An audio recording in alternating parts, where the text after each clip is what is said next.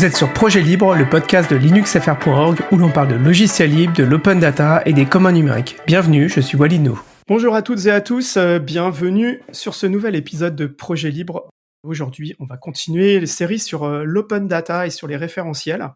Je suis ravi car aujourd'hui, on va parler d'un sujet que j'ai découvert complètement par hasard, je pense, sur LinkedIn. Ça s'appelle le registre national du bâtiment, le RNB. J'ai lancé une bouteille à la mer en disant bonjour, est-ce que ça vous intéresserait de venir parler du RNB sur le podcast? Et nous y voici, donc je suis ravi. J'ai avec moi Elisabeth Ville, qui est co-entrepreneur du RNB, et Félix Veit, qui est aussi co-entrepreneur du RNB. Avec tous les deux, on va parler du RNB. Vous allez pouvoir nous expliquer ce que c'est, dans quel cadre il intervient, quelles ont été les discussions qui ont mené au RNB, etc. Donc voilà. Félix, Elisabeth, bienvenue. Merci beaucoup d'être là avec nous. Bienvenue sur le podcast Projet Libre. Merci, on est ravis d'être là. Merci beaucoup. Eh bien, pour commencer, avant qu'on parle du RNB, on va commencer par parler de vous, s'il vous plaît. Et je vais vous demander de vous présenter, nous dire un peu qui vous êtes, quelle est votre formation et comment vous êtes tombé dans les communs numériques. Elisabeth, est-ce que tu veux commencer ? Oui, alors on est arrivé en même temps avec Félix il y a un peu plus de 4 ans sur ce projet, par le biais d'un programme qui s'appelle Entrepreneurs d'intérêt général. Donc c'est un programme où à l'époque, ils cherchaient des juristes. Et donc moi, je suis juriste de formation, donc même une formation d'avocate initialement, donc absolument rien à voir avec les données libres. Et au fil des années de ma carrière, j'ai d'abord fait de l'innovation pour les juristes et les avocats. Et en faisant de l'innovation pour les juristes et les avocats, je suis venue à l'innovation dans la fonction publique. Et du coup, on a été un peu mis sur le dossier RNB à ce moment-là. Donc voilà, moi, c'est comme ça que je suis arrivée là-dessus. Et toi, Félix ? Du coup, moi j'ai un profil d'ingénieur généraliste de formation. Suite à quelques expériences, du coup, j'étais data scientist sur des sujets d'économie d'énergie. Et en voyant l'opportunité de la porter par la direction interministérielle du numérique du programme Entrepreneurs d'intérêt général, je me suis dit que c'était l'occasion de peut-être mettre à disposition mes compétences directement pour l'intérêt général. Et c'est comme ça que du coup, on s'est retrouvé sur le projet du RNB, qui à l'époque s'appelait Batidé. Et à l'époque, moi, j'avais pas forcément une grosse connaissance sur les communs numériques. Finalement, en fait, j'en avais utilisé sans savoir que ça en était. Et c'est au fur et à mesure du projet qu'on s'est rendu compte de l'existence de ce concept et de tout le potentiel qu'il y avait derrière en termes de capacité d'agir et de transformer l'univers numérique, mais pas que. Il y a plein de choses que j'ai découvert en préparant et qu'on va pouvoir aborder, et c'est vraiment, vraiment passionnant. Est-ce que vous pouvez commencer par nous expliquer qu'est-ce que c'est que le RNB ? Alors, le RNB, du coup, c'est pour Référentiel National des Bâtiments. On appelle du coup généralement RNB ou RNB si on veut faire un petit peu d'humour. Et c'est un service public numérique qui répertorie l'ensemble des bâtiments du territoire et qui leur associe un identifiant unique et pérenne.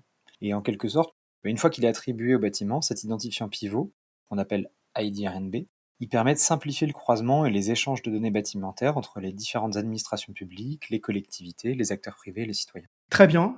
Vous dites que vous êtes arrivé sur le projet il y a 4 ans. Qu'est-ce qui fait qu'on décide la création de cette base de données ? Quel était un peu l'environnement avant le RNB ?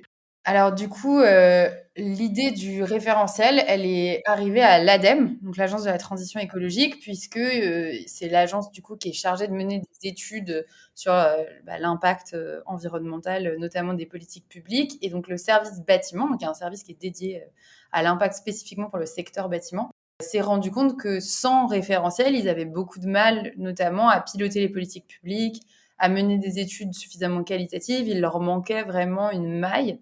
Et donc, c'est par là qu'il y a eu cette idée de créer le référentiel et ce besoin. Et ce qui a été assez intéressant, c'est que quand nous, on est arrivés, donc en septembre 2021, on a commencé le projet par une grande recherche utilisateur.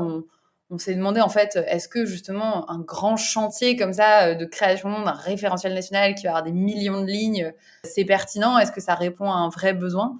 Et c'est là où on s'est rendu compte que l'ADEME avait initié par ce prisme du besoin de politique publique de rénovation, mais qu'en réalité, c'était un besoin qui allait bien au-delà et qu'il y avait énormément de secteurs différents qui, justement, pâtissaient du fait de ne pas avoir d'identifiant.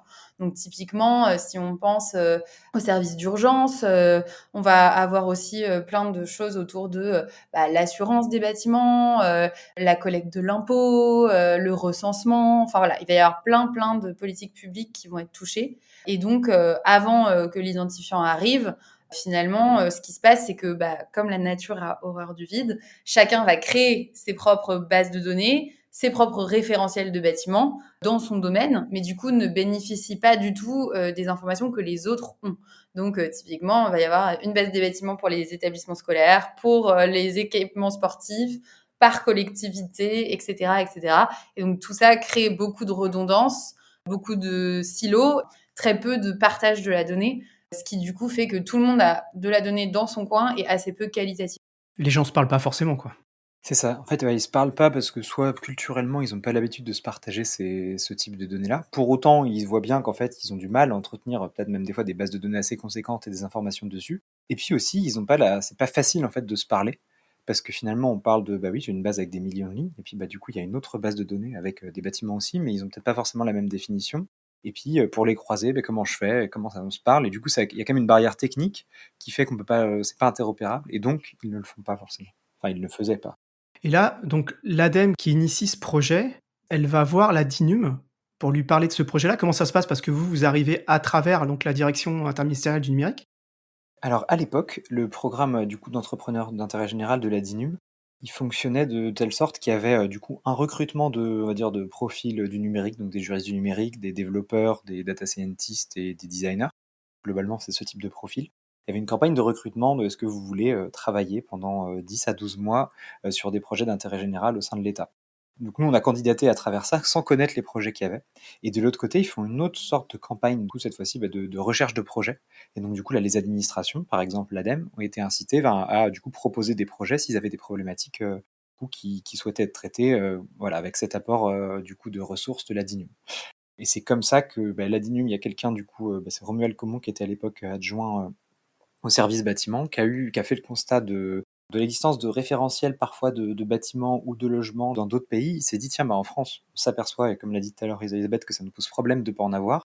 Est-ce que c'est pas l'occasion de creuser cette question?» Et donc nous, on est arrivé finalement à ce titre-là en faisant, du coup, un peu comme admission post-bac, je sais pas, on a fait des vœux de projet et on s'est retrouvés, du coup, tous les 2 dessus et assez rapidement, il y a eu l'ADEME, mais finalement, il y a eu le CSTB aussi, qui est le Centre scientifique et technique du bâtiment, parce qu'ils avaient aussi ces problématiques-là et qui travaillaient sur une base de données du coup de bâtiments, il y a eu un intérêt à tout de suite être du coup ces différents acteurs autour de la table. Dans un épisode précédent, on a parlé d'un sujet un peu, connexe, qui s'appelle le point d'accès national et Maxime Siret, qui est le responsable actuel, disait qu'en fait, quand, on crée comme ça, un projet et qu'on l'incube, au sein de la DINUM, c'est pour une période donnée et il y a des métriques. On définit des métriques qui vont permettre de savoir si le projet est viable et si oui, alors de pouvoir le transférer dans son ministère, de tutelle. Comment ça s'est passé pour vous, justement quand, on vous donne on vous propose ce projet? Je suppose qu'on vous propose ce projet, comment ça se passe? Alors nous, c'était un petit peu différent puisque le programme entrepreneur d'intérêt général, il était pour 10 mois seulement, à la base. C'est comme ça que ça fonctionnait, à ce moment-là. Ça fonctionne plus comme ça, il y a plus cette deadline de temps, mais en tout cas, c'était un temps très court et l'idée, c'était de faire une sorte de preuve de concept, hyper rapidement pour, pouvoir amorcer un projet numérique. Nous, ensuite, on a eu, la particularité de créer une start-up d'État et c'est ça dont l'épisode dont tu parles, aborde, qui est un petit peu différent puisque les EIG, donc les entrepreneurs d'intérêt général, c'est des individuels, donc des gens comme Félix et moi, qui arrivons au sein de l'administration et qui essayons de creuser une problématique. Là où la start-up d'État, c'est une équipe entière qui se développe pour faire avancer un produit et qui ensuite doit être réintégrée au sein de l'administration au moment de sa pérennisation. Donc c'est deux dispositifs qui sont super complémentaires et nous, du coup, on a pu faire les deux. Et c'est vrai que ça a été une vraie chance pour nous de commencer par EIG, d'être complètement intégré aux équipes de l'ADEME et du CSTB, du coup d'aller voir tout le monde, de pouvoir poser plein de questions. Là où ensuite, quand on a lancé la startup d'État, on a pu plutôt développer un produit avec une équipe resserrée, avoir beaucoup d'autonomie dans la manière dont on lance ce produit numérique-là. Et donc, du coup, c'était vraiment deux temps du projet qui ont été hyper importants et très complémentaires. Et peut-être même pour compléter, finalement, cette transition, en fait, c'était à l'issue du coup du programme EIG. Il y avait du coup ce besoin qui était porté, qui était prégnant et justifié. Et du coup, ensuite, c'était comment on arrive à le faire porter au sein de l'administration. Et du coup, la méthode Betagouv, du coup, la démarche que tu évoquais, du coup, avec des itérations, du coup, sur des services numériques, ça s'y prêtait plutôt bien. Et en parallèle de ça, il y avait aussi un cadre à l'IGN, du coup, qui du coup a changé, enfin, fait évoluer sa posture pour du coup avoir mettre davantage d'open source. et a créé du coup un incubateur de services Betagouv qui s'appelle la Fabrique des Jeux communs, alors qui a été renommé très récemment la Fabrique de la donnée territoriale, mais en l'occurrence, ça a permis en fait finalement d'avoir un nouvel acteur qui prêtait, dans lequel en fait, Fabrique des Jeux communs, c'est un petit peu globalement ce qu'on voulait construire à l'époque, et donc on a entamé cette construction du coup avec du coup les acteurs cités précédemment et l'IGN qui s'est joint à la démarche. Donc c'était hyper opportun, d'autant plus que la startup d'État, elle permettait aussi, comme Elisabeth le disait, de former une équipe et de plus seulement être 2 personnes, mais potentiellement plus pour du coup porter ce service numérique. À partir du moment où vous commencez à travailler sur le sujet, donc ce que je comprends, c'est qu'il y a une première phase de comprendre le sujet, comprendre les acteurs, qui sont en présence, un peu comprendre l'ampleur du sujet, parce que je suppose que quand on commence, c'est un gros truc finalement. Quelles sont les grandes étapes qui se sont produites, entre le moment où vous commencez à travailler sur ce sujet-là et on va dire la première version publique du RNB? La plus grosse étape finalement, ça a été, et ça je pense qu'on s'y attendait pas forcément avec Félix parce qu'on était là, dans un programme numérique. Je pense qu'on se disait que très vite on allait avoir un produit, on voulait lancer un truc, une version 1 et cetera, et en fait, comme on l'a un peu dit tout à l'heure, quand on a fait notre recherche, on s'est rendu compte que, la plupart des acteurs avaient pas la même définition de ce qu'est un bâtiment, et donc ça a été, une vraie étape clé où on s'est dit: «Mais en fait, on pourra jamais construire un produit numérique si on n'est pas, au clair sur, l'objet qu'on doit, déterminer, dans le produit». Donc on a lancé à ce moment-là, des ateliers avec, des experts du secteur, une sorte de grand appel dans le cadre du CNIGE, donc c'est le Conseil national de l'information géolocalisée. C'est une entité publique qui sert un peu de forum pour la donnée géolocalisée, et donc du coup, nous, on a créé un groupe de travail spécifique sur le bâti et on a dit, nous voilà, on est nouveaux, mais en tout cas, on a envie, de réussir à converger sur ce sujet. Donc tous les experts pour le coup, on a besoin de vous pour, discuter de, qu'est-ce qu'un bâtiment? Comment on va le définir? Donc là, on a fait pas mal d'ateliers à ce moment-là, sur, voilà, on a apporté des définitions qui existaient dans différents codes, les définitions qu'il pouvait y avoir à l'étranger sur différents, référentiels similaires, puis ensuite, plein d'autres choses, qu'on a ramenées pour essayer d'arriver à la fin à une définition de l'objet bâti qui mettait tout le monde d'accord.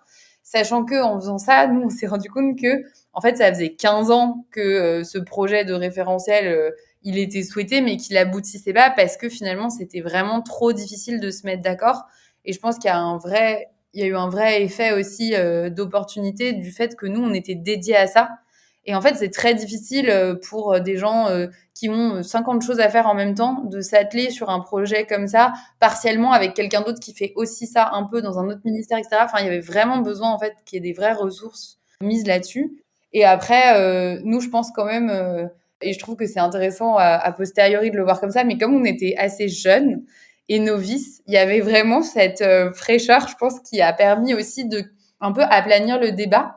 Là où avant, il y avait quand même beaucoup de guerre de chapelle, on va dire, entre les administrations et les secteurs, et cetera. Et nous, du coup, on arrivait avec un peu cette nouveauté et neutralité qui a fait qu'on a pu mener des discussions peut-être, avec moins d'a priori, et on a réussi à aboutir à une définition en 6 mois, je dirais à peu près.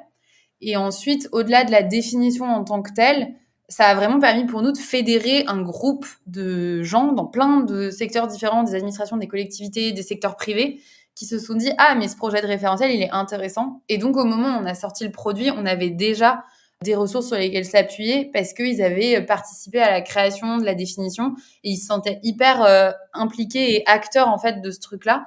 Donc ça a aussi beaucoup joué, après, mais je sais pas si à ce moment-là, on s'en est rendu compte. Nous, on cherchait vraiment surtout à faire en sorte d'avoir, une base de discussion, pour tout le monde, et l'image qu'on utilisait souvent à ce moment-là, c'était un peu la tour de Babel. Tu vois? Toutes les administrations qui essayent de travailler ensemble, qui parlent pas la même langue, et donc ils n'arrivent pas à construire quelque chose de commun. Donc nous, notre objectif, c'était vraiment ça, de trouver d'abord des éléments sémantiques qui permettaient, en fait, que tout le monde puisse travailler ensemble. Je me posais la question, moi je connais pas du tout ce sujet. Qu'est-ce que vous avez regardé comme, pays étrangers où ça avait déjà été mis en place? Qu'est-ce qui vous a servi de un peu de modèle ou, je sais pas d'ailleurs même si vous avez eu des contacts avec, des gens dans ces autres pays? On a eu des contacts avec, alors notamment avec lesquels on a pas mal échangé, ils étaient à chaque fois à disposition pour nous partager des informations. Du coup, c'est les Suisses. Du coup, ils ont un référentiel national des logements, des bâtiments et des adresses et qui, du coup, en plus, notamment, il y a pas mal d'informations qui sont partagées de façon ouverte, ce qui permet finalement de se rendre compte que ça existe, de voir à quel point, quelle définition ils ont adopté, quel périmètre d'action, comment c'est géré et par qui. Donc ça a été hyper intéressant et riche comme échange. D'ailleurs, ce qui était aussi intéressant, c'est de voir qu'à chaque fois, dans chaque pays, le besoin de créer le référentiel, il apparaît déjà à des époques qui peuvent être différentes et surtout pour des besoins qui sont différents. Donc par exemple, en Suisse, ça fait plus de 20 ans en fait qu'ils ont mis en place un référentiel et à l'époque, c'était pour une histoire de recensement de la population, de venir se déclarer et dire je suis à tel endroit et dans tel bâtiment. Et donc du coup, c'est géré par l'équivalent de l'INSEE chez eux. Donc, pas mal d'échanges avec les Suisses. C'est aussi au Danemark qu'il y a du coup il y a un concept de basic data avec certaines données de base qui doivent du coup être diffusées, dont celle du bâtiment, avec un autre prisme d'entrée qui est, si je dis pas de bêtises, le pétitionnaire. Enfin, du coup, chaque personne, lorsqu'elle fait sa déclaration d'impôt ou quelque chose comme ça, qui doit apporter de l'information du coup relative au bâtiment. Et après, il y a d'autres pays. Celui qui avait servi un petit peu d'exemple, c'était en Angleterre où ça venait d'être étudié et avec un prisme initial, pareil, de rénovation énergétique. Donc c'est un petit peu ça qu'avait fait tilt aussi à l'ADEME. Et après, il y a encore d'autres référentiels. Si je dis le Makani Number, mais à chaque fois je me trompe de quel pays, C'est dans quel ça, pays c'est ça. c'est. C'est Ouais, Dubaï. à Dubaï, ouais. Pareil, mais là la problématique elle est plutôt multilingue, du coup des immeubles qui sont plus récents avec différents niveaux, etc. Donc pas la même problématique, mais finalement un besoin de se partager de l'information sur de quoi on parle, quel objet, et du coup besoin d'un identifiant sur les bâtiments. Ok, super intéressant. Je pense avoir déjà vu passer des choses sur les Suisses dans des conférences ferroviaires où ils parlaient justement de ça et du fait que ils avaient la chance d'avoir des référentiels depuis longtemps, ce qui leur permet de calculer l'évolution de la population, des mouvements, etc. Je mettrai ça en lien dans la transcription. Ok, mais j'aurais jamais pensé que ça serait compliqué de se mettre d'accord sur la notion de bâtiment. D'ailleurs, je sais pas, est-ce que vous l'avez la notion de bâtiment? Qu'est-ce qu'on appelle un bâtiment? Alors du coup, on a notre définition. Tu vois, c'est pas la définition quand tu vas signer ton contrat de vente de ta maison. Enfin, vous voyez ce que je veux dire? C'est une définition qui est propre au référentiel, mais qui a permis de découper quand même le parc. Et du coup, une définition au sens du référentiel, c'est une construction qui est souterraine et ou au-dessus du sol. Bon, en l'occurrence, nous, pour le moment, on repère quand même principalement ce qui est au-dessus du sol, et qui a pour objectif d'être permanente. Donc toute cette notion de, tu vois, ça a eu des grands débats sur la partie bâtiment léger ou pas. Et ensuite, nous, l'objectif, c'est qu'un bâtiment, ce soit quelque chose qui permette d'abriter des humains ou des activités humaines.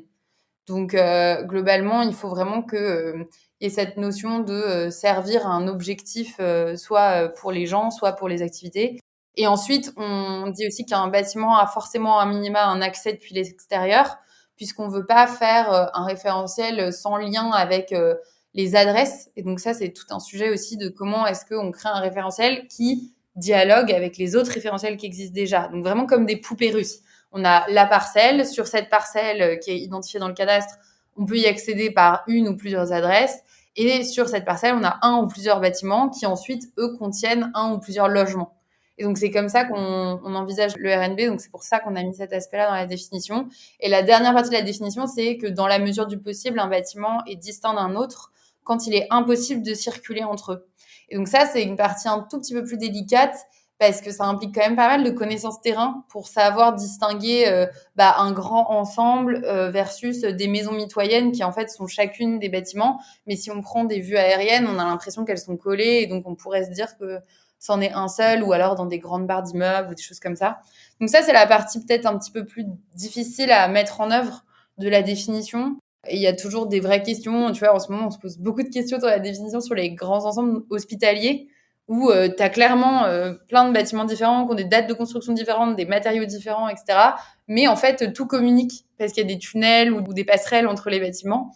Et donc, est-ce qu'on en considère un, plusieurs Donc voilà, c'est forcément, c'est toujours globalement des choses auxquelles on continue de réfléchir. Mais ça nous a quand même permis d'initialiser la première version de manière quand même assez qualitative. Et globalement, cette définition, elle est assez large pour que tout le monde s'y retrouve et puisse retrouver son cas d'usage dedans. Et c'était ça l'objectif. C'est ça, ouais. Et puis cette définition, elle était elle est complétée par une annexe finalement qui est à la fois qui se veut un peu détaillée tout en donnant, comme la définition donne, assez de flexibilité, mais pour essayer d'orienter en fait et d'expliciter les différents cas possibles. Donc du coup, on en a même fait quelques illustrations aussi sur le site internet pour différencier ça. Est-ce que c'est un bâtiment ou pas un bâtiment? Est-ce que ça peut être un ou plusieurs? Pourquoi? et vraiment tendre vers quelque chose de partagé par tous, quand bien même on le sait, et sur certains on travaille typiquement les grands ensembles, à voir s'il y a une spécificité autour des grands ensembles, et est-ce qu'on peut en tirer des règles du jeu un peu communes entre l'hôpital, une université ou des choses comme ça, qui permettront d'expliciter dans ce cas-là, et de telle sorte à ce qu'on arrive à avoir un identifiant par objet de bâtiment qui finalement correspond aux différents usages. Juste pour ma compréhension, quand vous commencez le projet et que vous voyez le nombre d'acteurs, et un peu le quel est votre sentiment quand vous commencez à voir le nombre de bases, le nombre d'acteurs et coup, est-ce que ça fait peur? Est-ce que vous dites que potentiellement ça va pas marcher? Enfin, ou est-ce que juste vous êtes super enthousiaste et vous posez pas trop de questions et vous y allez? En fait, moi, ce que j'ai bien aimé dans ce projet et ce que j'aime bien en général, c'est que la plupart des gens autour de nous nous ont dit: «Vous allez jamais y arriver». Parce que c'est trop gros, quoi, parce qu'il y a trop de gens, il y a trop d'acteurs et tout. Moi, j'adore quand ça commence comme ça parce qu'on peut forcément que remonter la barre. C'est-à-dire qu'au pire, si on n'y arrive pas, de toute façon, personne s'attendait à ce qu'on y arrive. Donc, pourquoi pas. Mais du coup, ça, c'était un peu l'état d'esprit du début. Et du coup, je pense que quand on s'est rendu compte qu'on arrivait déjà à fédérer tout le monde autour de la définition et avoir une sorte de groupe d'experts qui avaient vraiment envie d'y aller, ça a été quand même hyper encourageant. Après, c'est sûr que il y a quand même un côté, quand t'as pas de produit et que t'imagines ce que le produit va devenir et les flux notamment, tout quand tu fais toute la partie conceptuelle en fait, tu te dis ah mais il va falloir qu'on prenne en compte les permis de construire, il va falloir qu'on prenne en compte les nouvelles adresses, il va falloir qu'il y ait des communes et des privés et des publics et tout. Là, t'es genre oh là là là là, attention comment on va concrétiser ce truc là. Mais globalement, on était, enfin personnellement, je sais pas toi Félix, mais on était plutôt optimiste et on a réussi à l'être, même s'il y a eu forcément des moments plus ou moins simples. Ouais, c'est ça, et puis je trouve qu'il y avait un peu le combo de dire: «Oui, effectivement, il y a une pluralité d'acteurs qui est énorme», et donc ça peut un peu faire peur, et on se dit: «Waouh, comment on va réussir à mettre tout le monde d'accord et tout le monde autour de la table?» Mais aussi, c'est cette pluralité d'acteurs, c'est aussi, une pluralité d'expertise et de personnes qui ont finalement des choses à nous apporter, notamment nous qui ne sommes pas des experts de ce sujet, et du coup ça finalement c'était, aussi rassurant parce qu'en fait, je sais pas, la démarche qu'on avait, je pense, qui se voulait peut-être un peu, pas naïve, mais le fait d'arriver et d'être plutôt dans une posture, en fait, où on a besoin de ces niveaux d'aide à différents niveaux. En fait, on a reçu je dirais, de l'aide, des différents avis, et ça c'est hyper intéressant. Donc en fait, je pense qu'il y a plein d'acteurs, mais surtout plein d'acteurs motivés qui du coup partageaient ce besoin et donc avaient envie de on donnait une porte pour contribuer un petit peu, et du coup ils l'ont fait. Et donc finalement ouais, hyper c'était stimulant dès le début quoi, d'être bien entouré. Donc là, il y a toute cette première phase qui est pas technique de discussion pour se mettre d'accord. Vous commencez à développer le produit à partir du moment où vous êtes d'accord sur la définition.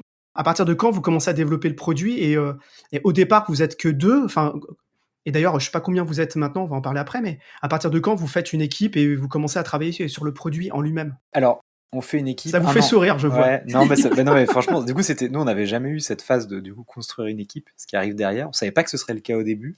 Donc, c'était, pareil, à titre personnel, une expérience hyper enrichissante. Et on a globalement commencé à constituer une équipe au bout de 1 an. Globalement, à partir du moment où, en fait, on a formalisé le fait qu'on allait travailler en mode start-up d'État, et donc, du coup, qu'il y avait, ces différentes administrations, du coup, ADEME, CSTB, IGN et DINUM du coup qui se mettent d'accord et qui disent ok, on va allouer un budget et du coup on va pouvoir du coup recruter des personnes pendant un temps donné pour bosser là-dessus. Là, constitution d'une équipe et du coup début des premières briques techniques. Avant, ce qu'on avait fait de technique finalement, c'était surtout d'étudier les différentes bases existantes, voir quels étaient les potentiels de chacune d'elles, comment ça allait être compatible ou non. Mais la partie du coup purement développement, on aurait peut-être souhaité peut-être commencer avant, mais en fait on se rendait compte qu'à deux, avec tout le travail qu'il y avait à faire, on l'avait pas du tout fait. Et je pense que c'est bien finalement d'avoir repoussé un peu de pas du coup se lancer trop tôt sur l'aspect uniquement produit et technique. Et donc c'est à ce moment-là, du coup après l'équipe elle a grandi, du coup on est passé de 2 à 4 au moment où on a commencé à recruter, puis petit à petit on est monté du coup jusqu'à 8 personnes aujourd'hui. Enfin, on était un petit peu plus à un moment. Ce qui est quand même marrant, c'est que du coup, comme on n'avait pas de produit, on faisait quand même plein de trucs hyper visuels. Parce qu'en fait, les gens ont du mal à se représenter quelque chose de purement conceptuel. Et donc, du coup, je me souviens, on faisait des maquettes de à quoi ça pourrait ressembler. On faisait plein de schémas avec des flux, plein d'acteurs. Enfin, tu vois, c'était quand même. Et du coup, quand le produit est sorti, c'est vrai que, notamment pour, je pense beaucoup au déploiement, c'était très dur de déployer une idée, quoi. Alors qu'à partir du moment où le produit est sorti, c'était quand même vraiment beaucoup plus simple et plus concret pour l'ensemble des acteurs. Donc, c'est sûr qu'il y a eu quand même une phase où on a été un peu scrappy sur ce qu'on voulait présenter et à quoi ça allait ressembler, quoi. toute cette première phase, vous communiquiez pas à l'extérieur? En dehors des personnes concernées, vous communiquiez pas à l'extérieur vers le public, de manière générale? Si, pour le coup, on a assez vite, enfin, de toute façon, on a toujours été hyper transparent parce que c'est un des principes de la DINUM. Et donc, globalement, on a toujours fait assez vite, on a fait des newsletters. Parfois, je me dis, mais il y avait rien à mettre dedans. Mais en fait, si, mais par rapport à ce qu'on fait aujourd'hui et tout ce qu'on développe, il y avait on faisait plein de newsletters et du coup, on essayait au maximum justement de beaucoup communiquer sur, créer une sorte d'effet d'émulsion. Enfin, tu vois ce que je veux dire? Genre, Mmh. de réussir en fait à faire prendre une sauce. Et c'est vrai qu'il y a quand même souvent ce côté ah, mais qu'est-ce qui se passe? C'est quoi ce truc-là? Je peux y participer? Je veux en être. Enfin, la peur de passer à côté d'un truc. Et en même temps, c'est vrai que dans la fonction publique, mais je pense que c'est vrai dans le privé aussi, bah, il y a tout le temps des grands projets d'innovation. Et en fait, les gens, ils voient passer plein de projets d'innovation qui vont être des innovations de rupture, qui vont changer leur quotidien, etc. Et qui, au final, aboutissent pas forcément. Donc, il y a aussi une petite fatigue, je pense, d'être en permanence impliqué dans des projets qui démarrent et qui finalement aboutissent pas, etc. Donc, pour nous, c'était important de beaucoup communiquer justement pour bien montrer que bah, on est là, on fait ça avance. C'est concret, il se passe des choses. Et donc, assez vite, on a été plutôt très transparent. Et après, la com, elle a carrément pris plus d'ampleur quand on a eu des gens dans l'équipe qui, en plus, se sont mis sur ces sujets-là spécifiquement. Et c'est un des trucs sur lequel on met pas mal l'accent. Toujours sur ces étapes de création, est-ce qu'il y avait des contraintes, alors je sais pas du tout, hein, est-ce qu'il y avait des contraintes légales au départ? Est-ce qu'il y avait des choses particulières aussi sur, je sais pas, contractualiser avec les ministères, avec les personnes des différents ministères qui travaillaient ou des différentes administrations qui travaillaient avec vous? Je me rends pas du tout compte. Ouais. Est-ce que c'est juste, bon, bah, voilà, c'est parti, on y va, puis des gens qui veulent, ils bossent avec nous? Ou est-ce que, bah, voilà, il faut quand même contractualiser des trucs, enfin, ça se fait pas n'importe comment? Non, alors nous, on a eu beaucoup de chance, c'est qu'on est arrivé en 2021 et c'était après la loi Le Maire de 2017 qui, elle, prévoit un cadre juridique de circulation de la donnée au sein du secteur public qui est ultra favorable. Donc avant, les administrations devaient conventionner énormément, même entre elles, pour s'échanger des données, etc. Et tout ça, ça a été quand même beaucoup simplifié. Donc, ce qui ne veut pas dire qu'il n'y a pas de convention. Pour autant, parfois, les gens sont rassurés par la convention, donc ils en font quand même. Mais globalement, on était dans un cadre d'échange assez favorable. Et en plus, nous, on a quand même la particularité de travailler sur un sujet qui n'est pas de la donnée sensible, parce qu'on la rattache à aucune information, ni personnelle, ni fiscale. Tu vois, nous, on identifie vraiment un objet physique dans l'espace, et c'est tout. C'est aussi à ce moment-là qu'il y a eu le changement de paradigme à l'IGN, où ils ont arrêté de commercialiser leurs données pour faire en sorte que les données soient disponibles de manière publique, gratuite. Donc il y a vraiment eu, on était un tout petit peu après l'essor de l'open data à fond, ce qui nous a beaucoup servi pour justement pas avoir ces contraintes-là et ces limites-là sur la manière de travailler avec d'autres administrations et d'autres acteurs. Donc globalement, c'était quand même un cadre assez libre, je trouve.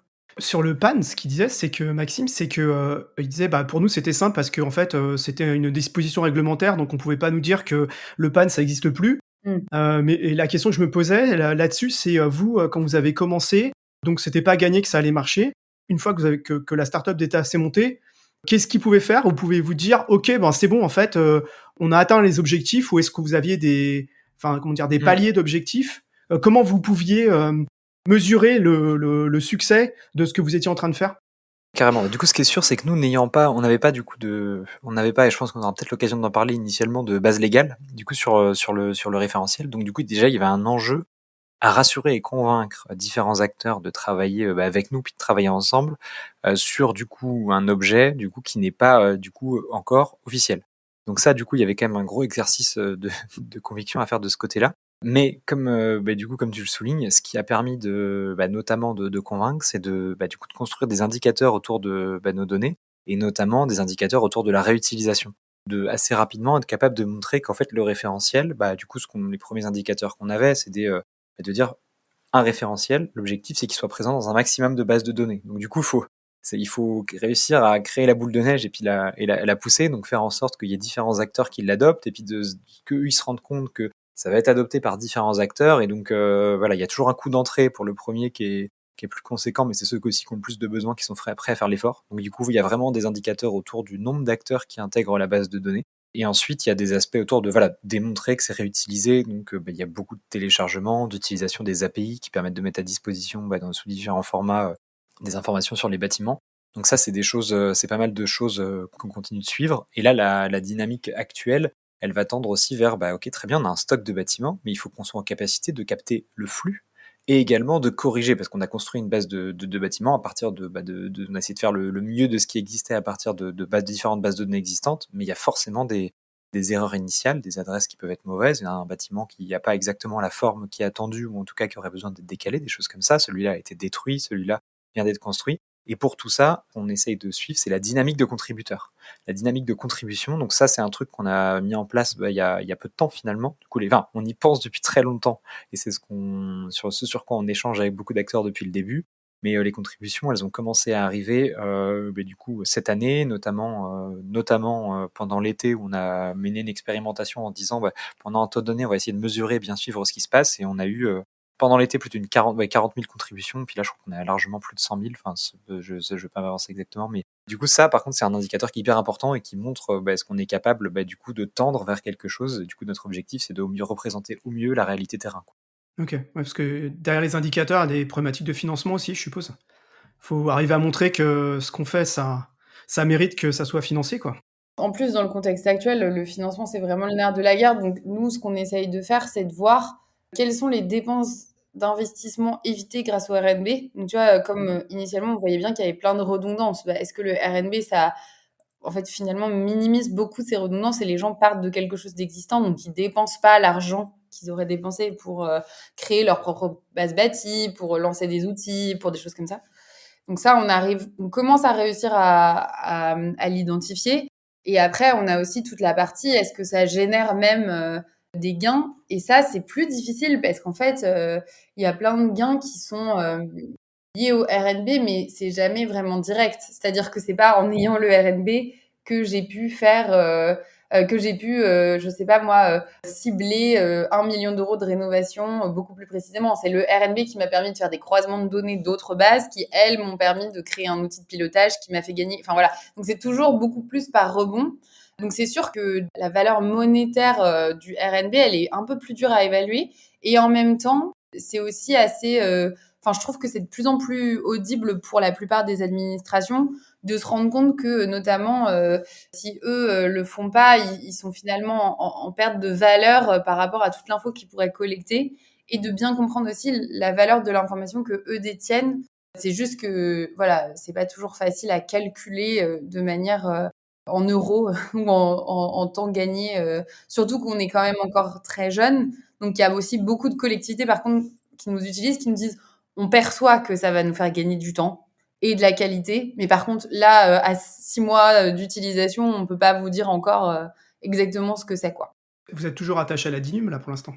Oui, on est toujours attaché à la team, ouais. Et demain, si vous quittez la DINUM, vous seriez rattaché à un ou plusieurs ministères? À l'IGN, du coup. À l'IGN directement? En OK. fait, en l'occurrence, le format de start-up d'État qu'on a, du coup, alors je sais pas s'il est particulier, mais de façon générale, c'est une administration porteuse et coportée par la DINUM qui est toujours qui est toujours impliquée. Et là, du coup, finalement, il y a 4 acteurs aujourd'hui. Du coup, ce qu'on disait, l'ADEME, le CSTB, l'IGN et aussi la DGLN, donc Direction Générale du Logement, de l'Aménagement et de la Nature. Et du coup, avec ces différents acteurs-là, ce qu'on a, on a beaucoup échangé, c'est de savoir où est-ce qu'on pérennise ce service. Et du coup, là où ça va être pérennisé sera à l'IGN, du coup, sera porté au sein de l'IGN. Si maintenant, justement, on a commencé à en parler, on parle de l'avancement du RNB.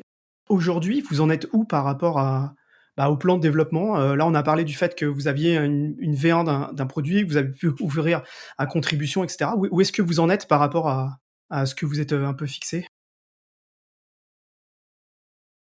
Par rapport à ce qu'on est fixé, on est très content d'avoir le référentiel qui est diffusé assez massivement, et surtout il y a des utilisations, donc du coup il y a des outils cartographiques, des API, des moyens de le télécharger. Et ce sur quoi on travaille beaucoup en ce moment, c'est tout ce qu'il y a autour de la dynamique de contribution et comment on crée la confiance autour de ça. C'est-à-dire qu'aujourd'hui, il y a beaucoup d'acteurs qui sont enclins à tester, mais du coup leurs interrogations régulièrement, c'est de dire mais oui, si c'est ouvert par défaut, comment je suis garanti qu'il y a un certain niveau de qualité? Parce que l'approche historique haute, c'est de dire c'est fermé, je le fais moi-même. Par contre, je sais que je le fais potentiellement bien là où j'ai une capacité d'action, mais par contre, je vais toujours être en retard, je vais pas pouvoir bénéficier de ce qu'il y a ailleurs, etc. Donc il y a tout un enjeu autour La gouvernance, de quoi. créer les bons modes de fonctionnement qui permettent de garantir. Ouais, voilà. Donc c'est toute la gouvernance et sa mise en place technique. Donc ça, c'est le gros enjeu qu'on a actuellement et qui se traduit en fait dans les développements techniques du projet. Parce que il faut, voilà, comme on met en place un bon système de monitoring, de retour en arrière, des modes de contribution qui permettent de le faciliter, que ce soit du coup il y ait très peu d'erreurs, etc. Donc sur l'avancement, je dirais que c'est ça enfin, c'est principalement ce qu'on a fait et les gros enjeux à venir. Et autour de ça, il y a quand même des avancements qui sont quand même, disons, qui valident notre travail et qui permettent aussi de l'assurer pour demain. Et donc du coup, peut-être que Elisabeth en parlera mieux que moi, mais il y a le fait que du coup, on a été assez récemment, on est entré dans la loi par le biais du projet. Il y a un projet de loi du coup de simplification du droit de l'urbanisme et du logement.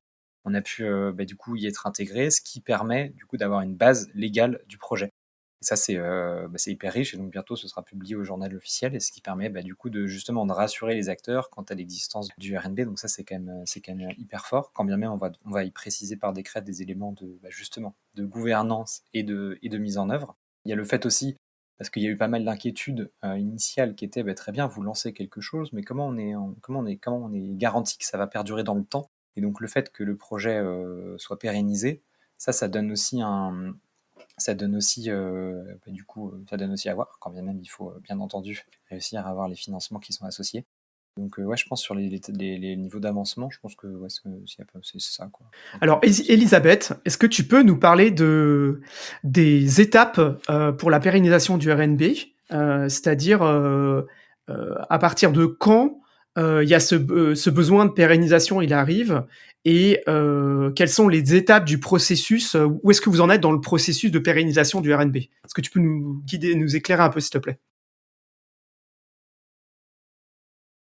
Alors, donc les startups d'État, c'est toujours, des moyens de créer des nouveaux projets et donc en effet, assez vite, à partir du moment où on a eu de plus en plus d'utilisateurs, on s'est rendu compte, qu'on avait besoin d'être, beaucoup plus, solide, que, une version bêta, startup d'État. Donc pour ça, il y a eu plusieurs étapes.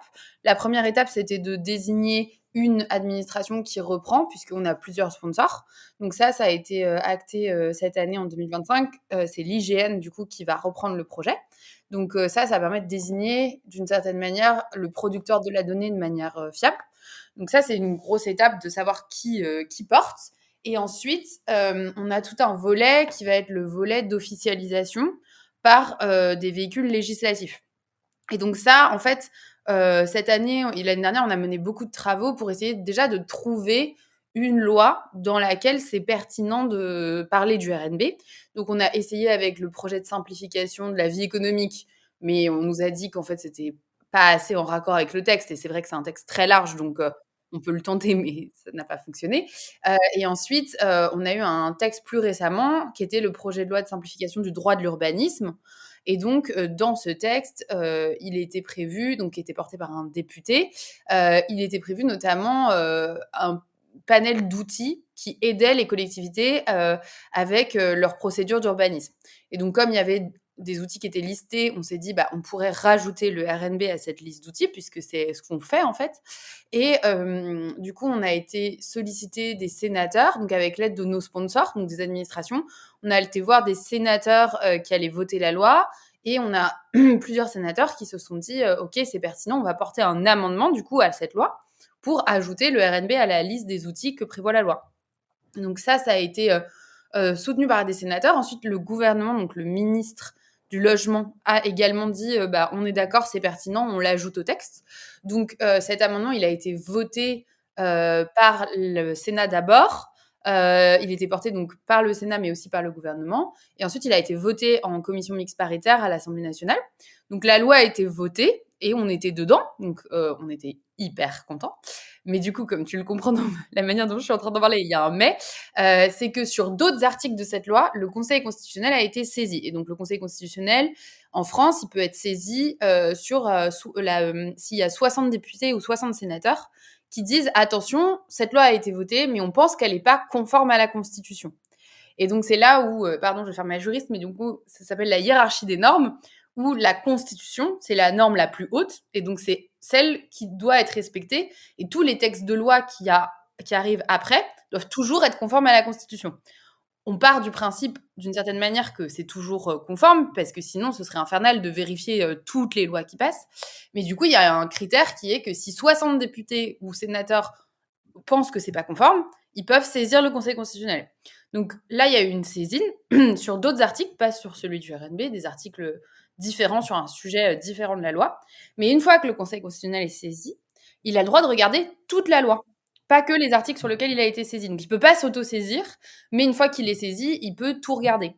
Et donc dans ce cas précis, il a regardé l'ensemble de la loi et en fait, la décision du Conseil constitutionnel est sortie donc il y a quelques semaines où ils ont décidé que finalement la loi allait être réduite dans son champ. Donc ils ont exclu 13 articles de cette loi qui avait été initialement votée. Et dans les 13 articles, il y avait l'article du RNB en disant que voilà, c'était finalement ça étendait trop le sujet de la loi et que la loi à la base avait une vision plus restreinte. Et donc ça, c'est un article de la Constitution, hein, l'article 45, qui dit on peut pas finalement mettre dans une loi quelque chose qui a un lien trop éloigné avec le projet initial. C'est censé être, tu vois, pour empêcher que, je sais pas, on parle, qu'on mette un article sur la sécurité sociale dans une loi qui parle des logements, par exemple. Donc là, bah, du coup, le lien, il était peut-être moins extrapolé, mais ils ont quand même considéré que c'était trop éloigné du projet initial, en fait. Et donc, pour cette raison, ils ont exclu un certain nombre d'articles, dont le nôtre. Donc forcément, c'était une grosse déception parce qu'on avait fait tout ce travail de convaincre, en fait, de l'intérêt du RNB. Après, c'est pas non plus... Enfin, ça sonne toujours un peu impressionnant, mais finalement, c'est pas du tout une décision sur le fond. Ils viennent pas dire que le RNB est pas conforme à la Constitution, ils disent juste, en gros, trouver un autre véhicule parce que celui-là n'était pas le bon. Donc, à la fois, bah, d'un côté, nous, ça nous refait faire... Enfin, il faut qu'on retrouve d'autres textes, donc bah, on repart un peu à zéro. Et en même temps, bah, on est hyper content déjà d'avoir pu sensibiliser des sénateurs, d'avoir obtenu un consensus entre le législateur et le gouvernement à un moment où, si vous écoutez ce podcast en 2027, ce sera peut-être différent, mais en 2025, actuellement, c'est difficile d'avoir ce genre de consensus. Donc ça, c'est déjà une vraie victoire. Et ça nous montre que le RNB, ça reste quelque chose d'important. Maintenant, là, en plus, avec le calendrier et les élections présidentielles qui vont arriver, etc., va plus y avoir beaucoup de lois où on va pouvoir s'insérer. Donc, pour le moment, c'est un peu en pause de ce point de vue-là. Mais par contre, en 2026, on va être probablement présenté comme ajout aux données de référence du service public de la donnée. Donc ça, c'est complètement un autre véhicule où en gros, c'est une liste de données qui sont dites de référence. Donc c'est le numéro SIRET des entreprises, l'adresse, enfin voilà, c'est des données que tout le monde utilise. Et donc le RNB devrait être inscrit dans cette liste de données de référence en 2026, ce qui va lui donner quand même une force officielle importante. Mais par contre, ça va pas être suffisant pour le rendre obligatoire, par exemple, dans toutes les procédures. Pour ça, on aura besoin de la loi qu'on avait essayé d'avoir cette année, donc on réessayera. Mais comme on aura le fait d'être une donnée de référence, ce sera déjà un poids plus important. Donc voilà, c'était une étape qu'on aurait bien aimé passer en 2025, mais ce sera pour plus tard. Et en attendant, j'avoue que le plus important pour nous, ça a toujours été d'être suffisamment bon sur le produit en tant que tel pour être considéré comme une référence. Et ça, en vrai, cette année, on a vraiment réussi à transformer cet essai dans le sens où on est passé de 15 bases qui nous intègrent à plus de 60. Et on est vraiment connu et utilisé et ça aide des gens dans leur métier au quotidien. Et finalement, bah, c'était quand même ça le plus important. Donc pour ça, on est quand même content de l'année qui se termine, mais on a hâte de voir ce que ça va donner en 2026. Ok, donc vous êtes un dommage collatéral. Exactement, mais du coup, c'est aussi la limite, comment dire?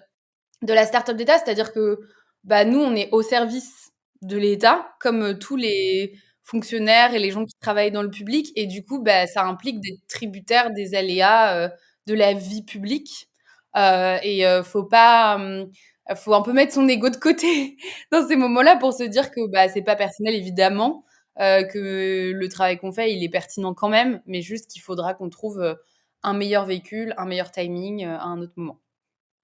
Super intéressant. J'aimerais bien revenir sur la partie gouvernance, parce que dans un commun, la gouvernance, c'est hyper important. Donc là, ce que j'ai compris, c'est que la gouvernance, c'est quelque chose sur lequel vous travaillez et donc je suppose que ces premières contributions, elles vous permettent de comprendre comment l'outil va être utilisé, par qui, enfin, qu'est-ce que vous savez d'ailleurs sur ces, premières, 40 000 contributions? Qui les a faites, sur combien de temps? Voilà, comment ça s'est passé? Bah, déjà sur ce sujet de gouvernance, c'est vrai qu'il y a un truc, moi je trouve qui est très fort, c'est qui a beaucoup de valeur et ça du coup on s'en aperçoit, mais tout au long du projet et même finalement dans la construction de la loi, je pense que ça marche, c'est de dire il faut se laisser de la place à l'expérimentation, faire des tests pour comprendre finalement où est vraiment le besoin, qu'est-ce que peuvent faire les différents acteurs. Du coup c'est ce qu'on fait depuis le début sur pas mal d'aspects et en l'occurrence, on n'allait pas changer quelque chose qui fonctionne plutôt bien et du coup c'est ce qu'on a fait sur la partie contribution référentielle. Donc, contribution, c'est de se dire quels vont être les acteurs qui vont pouvoir du coup apporter des modifications et du coup en ce sens, on espère consolider le référentiel et le rendre plus riche et plus utile à d'autres acteurs. Pour ça, du coup, il y a donc, de ces différentes contributions, il y en a eu beaucoup plus que ce qu'on pouvait attendre sur une phase de test. Donc ça, c'était super intéressant. Ça a été des acteurs hyper variés finalement. Donc il y avait des acteurs de l'administration, donc des entités, ça peut être voilà, des agences de l'administration, ça peut être de la DGFiP à l'IGN, à tout un tas d'acteurs. Il y a énormément d'acteurs locaux, donc des communes, des métropoles, des bailleurs sociaux finalement qui ont un intérêt sur leur parc, leur périmètre de bâtiment, des foncières immobilières et aussi énormément de citoyens. Du coup, généralement plutôt des profils, je dirais, peut-être des contributeurs OSM ou en tout cas qui ont généralement peut-être cette culture du commun et qui, du coup, ont compris l'intérêt et donc se sont pris au jeu et ont apporté énormément d'informations. Donc ça, c'était voilà, pour le profil d'acteur, donc du coup hyper varié. Ensuite, ce qu'on s'est posé comme question, c'est est-ce que ces contributions, elles étaient qualitatives? Parce que c'était quand même une grosse inquiétude de la part des différents acteurs, et nous compris, c'est de se dire très bien, on a l'air d'être, on est des bisounours, on espère que ça va bien se passer. Et pour l'instant, les tests ont pas mal démontré en fait qu'il y avait extrêmement peu d'erreurs en fait dans les contributions. Et si l'erreur il y avait, c'était principalement dû à une mauvaise compréhension, donc soit de la définition, soit des actions qui sont induites en fait qu'on peut faire sur notre interface. Donc en fait, il y a un gros potentiel. Donc il y a eu moins de 3, enfin on va dire à peu près 4% d'erreurs dans les contributions. Pour autant, on s'est aperçu que c'était des erreurs qui étaient dues à ah bah oui, en fait, si un objet, par erreur, c'était pas un bâtiment, faut pas le passer à démolir, mais il faut plutôt le désactiver. Et donc typiquement, c'est des notions qui peuvent être pas évidentes de prime abord et qui vont amener du coup à des erreurs. Ah j'ai mal découpé parce que j'avais pas bien compris comment du coup j'ai splitté un bâtiment en deux, quand bien même on peut circuler dedans. Et voilà, donc des fois ça peut être en fait une mauvaise compréhension de la définition. Mais donc ce qui a été quand même hyper riche. Alors certes, c'était on va dire, les premiers contributeurs, c'est ceux aussi qui ont le plus d'intérêt et qui suivaient le projet peut-être, quoi qu'il y a eu plus d'une centaine de contributeurs, donc c'est dur enfin il y avait des personnes qu'on connaissait pas. Donc hyper intéressant de se dire que du coup c'était assez qualitatif dès le début. Et pour autant, ça ne suffit pas à déterminer demain est-ce que c'est complètement ouvert, qui a le droit de contribuer, est-ce qu'il y a des acteurs qui quand ils contribuent, ça a plus de valeur que les autres, ça certifie en quelque sorte la donnée, peut-être même est-ce que ça la bloque pendant une durée donnée parce que du coup un bâtiment ça ne change pas tous les 4 matins non plus. Donc ça c'est des questions qui sont encore ouvertes parce que du coup on doit absolument s'authentifier avec quelque chose comme France Connect ou ProConnect. Donc ça, c'est toutes des questions qu'on est en train de construire et du coup, on va construire avec les acteurs. Donc, pour avoir le minimum, une contribution ouverte avec une garantie minimale de confiance et de qualité derrière. Avant que j'oublie, parce que je crois que je vois que je l'ai pas noté dans ma trame, sous quelle licence, sont les données qui sont dans la base? Du coup, on utilise la licence ouverte Etalab, du coup, qui est en quelque sorte une traduction de la loi qui dit comment, du coup, des documents administratifs, du coup, peuvent et doivent être partagés de façon ouverte. Donc, c'est une licence qui est plus, qui vient juste aider à comprendre, du coup, comment ça c'est partagé et comment ça peut être utilisé. OK. Et d'ailleurs quand cette, gouvernance, quand vous en saurez plus et que vous aurez réussi à fixer des règles, elles seront disponibles où? Elles seront disponibles sur le site du RNB? Complètement, ouais, du coup, sur le site du RNB, très probablement aussi sur le GitHub du projet qui est ouvert, parce que tout le code, du coup, dans la démarche, du coup, notamment dans la démarche Betagouv, du coup, tout est fait, tous les produits est construit de façon ouverte. Et enfin, et peut-être surtout, du coup, on a parlé tout à l'heure du CNIGE, donc qui est le Conseil national de l'information géolocalisée. On a abouti à une définition du bâtiment, mais l'objectif, c'est d'aboutir à un standard du bâtiment, du coup, qui va référencer sur le long terme quelles seront les données, etc. Et il y aura potentiellement aussi des éléments de gouvernance là-dedans. Le but étant aussi qu'une fois qu'on a un standard bâti, donc co-construit avec les différents acteurs, il est tamponné du coup par le CNIJ et il a la possibilité d'être cité dans des articles de loi, enfin par des décrets, ce qui permettrait de lier du coup ce travail de gouvernance à des données, à une base légale, quoi. Et là, on parle d'un identifiant de bâtiment, mais est-ce que la base, elle a vocation à stocker, demain, je sais pas moi, d'autres données un peu standards, associées à des bâtiments ou pas? Ou alors c'est juste, cette base, elle sert juste à faire un identifiant? Elle sert vraiment, ouais, a priori et surtout à aider à identifier de quel bâtiment on parle. Donc du coup, finalement, si on lui rattache des adresses, c'est pour bien comprendre quelles sont là où les adresses qui sont rattachées à ce bâtiment. S'il y a une forme une géométrie qui lui est rattachée, c'est pour comprendre de quel bâtiment on parle dans un groupement d'ensemble qui peut être complexe. Et du coup, finalement, voilà, quel est le statut du bâtiment. Ça, c'est des informations qui sont rattachées. Pour le reste, c'est pas dans notre mission parce qu'il y a déjà énormément à faire. Et surtout, en fait, il y a déjà énormément d'acteurs qui, en fait, ont, disons, aujourd'hui, en absence de référentiel, en fait, essayer de croiser les données bâtimentaires. Donc, ça donne une vérité statistique, bien que dans certains cas, ça peut pas toujours être vrai. Qui, en fait, eux, font l'exercice derrière de, ok, le référentiel il est dans plein de bases, où moi, du coup, j'agrège ces données bâtimentaires et je construis des services autour, des services web ou des services, du coup, des prestations ou autres. Et donc, il y a d'autres acteurs qui le font. Et donc, c'est pas notre mission. Et je pense que c'est plutôt, en fait, on va faciliter le fait de croiser ces informations-là et du coup, de donner une base, du coup, beaucoup plus facile d'accès à la mise en commun de ces informations-là. Mais c'est pas dans notre mission, en tout cas, d'être un petit peu la base de données attributaire du bâtiment.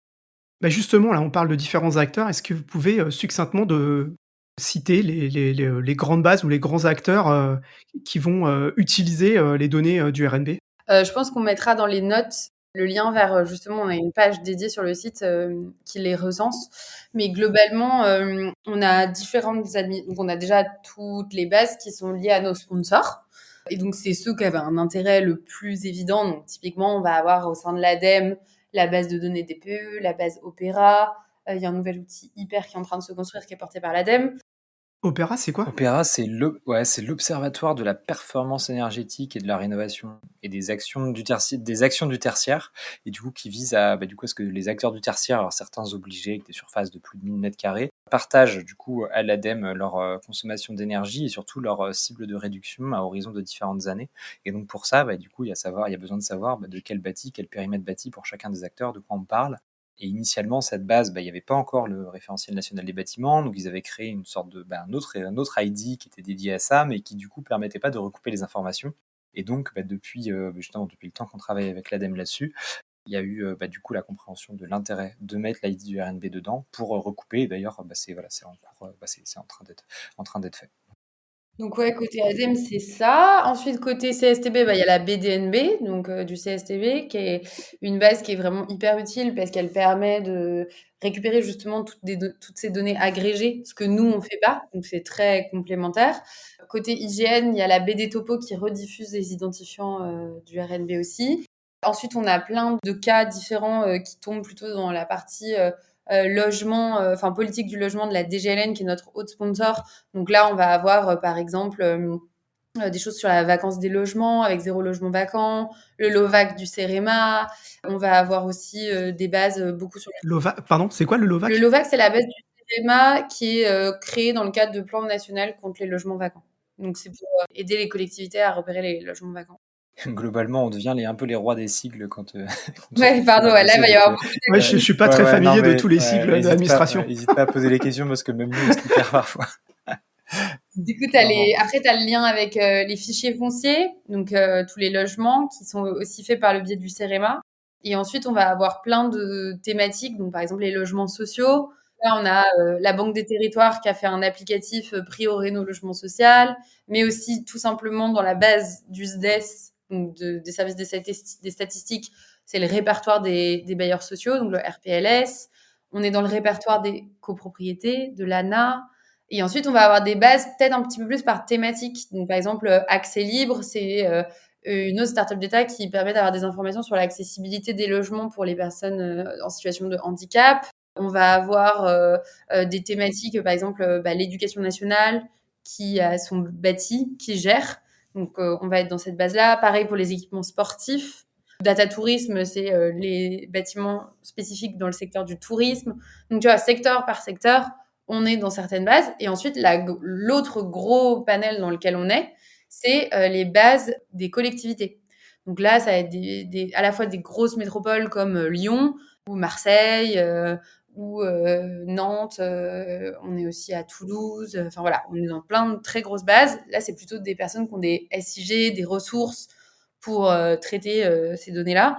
Et ensuite, on va être aussi dans des plus petites communes qui créent leur propre base bâtie souvent et qui du coup partent du RNB pour les initialiser. Donc là, on a Lannion-Trégor dans les Côtes-d'Armor, on va en avoir d'autres. Et c'est vrai que moi, c'est un aspect du projet qui me tient vraiment à cœur, notamment sur la partie locale, c'est de se dire qu'on donne un niveau de données à toutes les collectivités qui a une sorte de base qualitative et que finalement, c'est pas les grosses collectivités avec des gros moyens qui peuvent avoir des données sur leur bâti. C'est aussi des petites collectivités et finalement, c'est aussi ça le service public et la donnée ouverte, c'est de réussir à aplanir un peu le niveau minimum et de pas avoir autant d'hétérogénéité sur le territoire. Et ça, c'est hyper important pour nous aussi. Donc voilà, c'est ce genre de réutilisateurs qu'on a. Aujourd'hui, du coup, nous, on sait qu'on est réutilisé par environ 40 jeux de données, mais on a plus de, je sais plus combien de millions d'appels à l'API et de dizaines de milliers de téléchargements. Je crois qu'on est à 14 000 téléchargements et peut-être 14 millions d'appels à l'API, un truc comme ça. Et donc, du coup, raisonnablement, on peut estimer qu'on est probablement aussi intégré dans plein d'autres jeux de données. C'est juste que comme on est en open data, on peut pas les tracer et du coup, on peut pas savoir exactement où est-ce qu'on est. Donc ça, c'est un peu la frustration de l'open data parce que nous, on aimerait bien savoir partout où on nous utilise, quel cas d'usage, à quoi ça sert. Mais par exemple, ça arrive souvent que, typiquement, la dernière fois, il y avait Action Logement qui nous a dit « Ah oui, je vous ai intégré » ou quelqu'un de la Maïf qui arrive en disant « Mais oui, nous, on l'utilise ». Et donc là, t'es genre « Ah bon, mais c'est génial !» Enfin, on est ravis, quoi. Mais c'est vrai que du coup, il y a la petite partie frustrante et notamment sur le suivi de l'impact qui est pas évidente du coup parce que nous, les métriques qu'on a finalement, c'est des métriques d'usage beaucoup, mais c'est pas des métriques de cas d'usage en fait. On ne sait pas ce que les gens en font, et donc ça peut être un peu plus difficile, mais on essaye de faire le max quand même pour suivre via des webinaires ou typiquement ce que tu as vu toi sur LinkedIn, tu vois, quand tu nous trouves, il y a plein de gens qui nous trouvent comme ça et qui nous contactent, et donc voilà.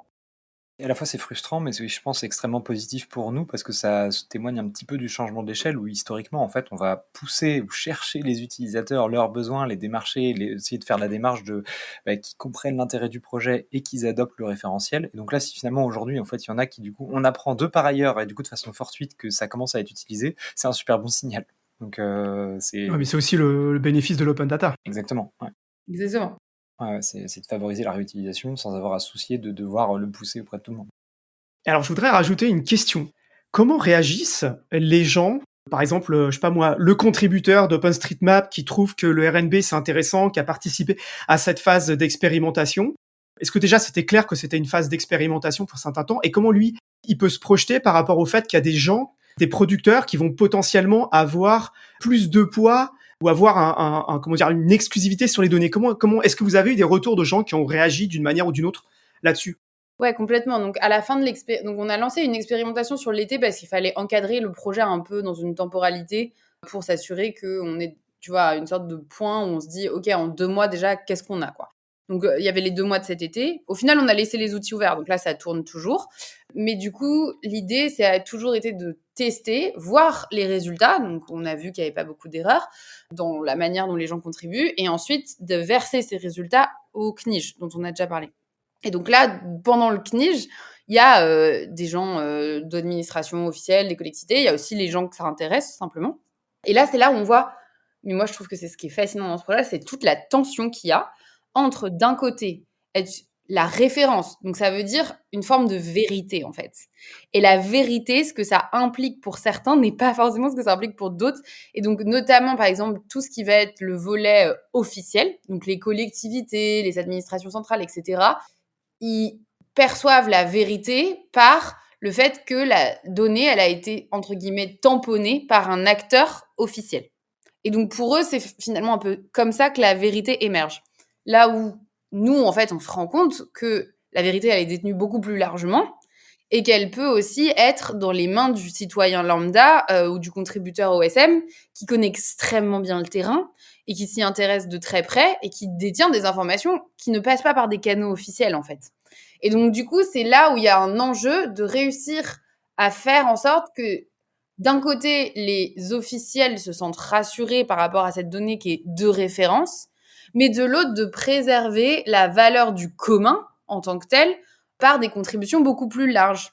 Et donc, en ce moment, c'est tous les débats qu'on a sur la gouvernance de la donnée. Et en fait, il y a plein d'avis, tout le monde n'est pas d'accord, et je ne saurais pas te dire encore aujourd'hui exactement où ça va tomber. Mais on sent qu'il y a vraiment ces deux choses qui sont en tension. Et on n'a pas d'exemple en fait de données qui sont de référence, qui sont aussi des communs. Souvent, tu vois, par exemple, la BAN, c'est les communes qui sont désignées comme étant la source officielle de vérité. Donc là, on est en train d'essayer de créer quelque chose de nouveau. Est-ce qu'on va y arriver? C'est une vraie question. Ou est-ce que finalement, l'administration, avec sa conception de la vérité, va devoir prendre le dessus parce que sinon, ce ne sera pas dans les processus officiels? Tout ça, c'est des questions qui sont vraiment en cours.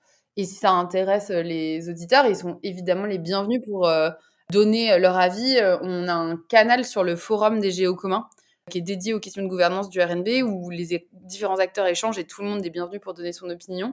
Donc, je vous invite vraiment à aller regarder ça si ça vous intéresse. Mais c'est vraiment l'enjeu de 2026. C'est de trouver ces règles et de réussir à résoudre cette tension et voir si on arrive à le faire. Un des autres points que je voudrais aborder, parce que pour faire un peu d'informatique, je pense que c'est un point sur lequel vous avez bien dû vous casser la tête, c'est la construction initiale du référentiel. J'aimerais bien savoir comment vous avez fait pour construire ce référentiel et surtout pour croiser les données. Est-ce que c'était compliqué? Est-ce que ça vous a pris du temps? Voilà, combien de temps ça vous a pris et comment vous avez procédé? Parce que pour avoir fait ce genre de truc déjà, c'est quand même assez prise de tête à faire, quoi. Enfin, j'ai l'impression. Ouais, c'est un gros travail et on a eu la chance pour ça d'avoir en fait des acteurs qui du coup avaient déjà fait une grosse partie du travail aussi. Quand bien même ça nous a pris du temps, on va en parler, mais on avait la chance en fait que notamment le CSTB, du coup Centre scientifique du bâtiment, il travaillait sur du coup une base de données nationale à la maille du bâtiment et fait un énorme travail sur le découpage du bâti avec une définition qui était assez proche de ce à quoi on a abouti. Et donc du coup on a pu se baser là-dessus. Donc ça a été hyper riche, d'autant plus que c'était le seul acteur qui faisait cette démarche, qui documentait en open source sa démarche de découpage. Parce que en fait, si on sort de notre chapeau un découpage, c'est beaucoup plus difficile de le faire accepter plutôt que lorsqu'on est capable en fait de l'expliquer de pourquoi il y a eu ces différents choix. Donc ça a été du coup hyper riche pour nous pour démarrer. Et donc pour en très rapide de comment ils ont fait, ils sont principalement basés sur deux bases, enfin, peut-être trois, mais du coup ils sont basés sur la BD Topo de l'IGN qui recense les bâtiments et des documents qui sont les fichiers fonciers qui du coup sont des données diffusées par le CEREMA et qui sont des données initialement de la DGFiP, donc qui sont accessibles à certains ayants droit, mais qui ont permis du coup avec différentes mailles d'agrégation de parcelles et de savoir à qui elles appartiennent, etc., de découper le parc de découper le parc bâti et en ce sens du coup s'approcher de quelque chose qui est la définition qu'on voulait. Donc ça, on a pu se baser principalement sur ces travaux pour initialiser, quand bien même il a fallu faire quelques ajustements parce que le périmètre et la vision de ce qu'était un bâtiment ou non, c'était pas la même, c'est pas exactement la même. Donc il y a eu ça, d'autant plus que il y a aussi la grosse importance de dire on produit une donnée qui est pérenne, qui est traçable, et donc si on initialise et puis que demain on se dit on se trompe, il faut remettre des choses, il faut tout changer, c'est compliqué. Donc on a pris le temps du coup pour initialiser à partir de ça, et du coup une fois que on avait on va dire l'infrastructure technique qui le permettait, qu'on était assez à l'aise avec le premier niveau de modèle de données là-dessus, du coup il y avait aussi, ça c'était peut-être déjà prêt au moment où on voulait découper, mais il y avait la définition du bâtiment, mais comment on les référençait, quel type d'ID on utilise, et quelque chose, voilà, donc on a abouti à un ID qui est un nano ID, donc une chaîne ici de 12 caractères avec un alphabet qui se veut être lisible facilement par des humains, mais qu'on peut quand même du coup échanger, et qu'il faut pas qu'il soit trop long, mais qu'il faut pas qu'il y ait de risque de collision quand on les génère, mais pour autant qu'il soit générable facilement pour le pousser partout et qu'il soit lu, quoi. Donc ouais, ça a été un gros chantier, mais honnêtement, encore une fois, on a eu de la chance d'avoir des acteurs qui du coup avaient justement prémâché le travail et qui étaient à notre disposition aussi pour nous aider sur ces sujets. Et aussi peut-être une mention pour l'équipe du RNB qui est quand même, on a de la chance d'être avec, tu vois, au sein de l'équipe, des gens hyper passionnés, hyper investis. C'est quel profil? Vous avez quel profil dans l'équipe? Alors il y a Paul et Francis qui sont devs. Et ensuite, il y a donc Félix et moi avec un peu nos spécialités. Et nous, on a quand même cet aspect-là transverse. Ensuite, il y a Léo qui, lui, est technique, entrepreneur d'intérêt général d'une autre promo qui nous a rejoint cette année qui nous a beaucoup aidé cette année aussi pour la partie justement contribution. Et ensuite, côté déploiement, on a Inès, Émilien et Audrey qui font chacun une branche de déploiement. Donc, il y a une branche administration centrale, une branche collectivité et une branche éditeur de logiciels. Et donc, tu vois, ça fait quand même... Et il y a eu Lucia, qui est plus là en ce moment, mais qui a été là longtemps, qui était notre coach. Et donc, tu vois, mis bout à bout, tous ces gens-là, ça fait quand même une belle équipe avec plein de compétences très complémentaires. Et c'est vrai que ça, c'est aussi une des vraies, à mon avis, c'est un des vrais éléments du succès du R&B et de la vitesse à laquelle on a pu faire ça, c'est d'avoir des gens qui ont des métiers complètement différents et qui sont très bons dans leur propre domaine et qui arrivent à travailler avec des gens qui font pas du tout la même chose qu'eux. Et ça, j'avoue, moi, je trouve que c'est vraiment une source hyper enrichissante dans un projet.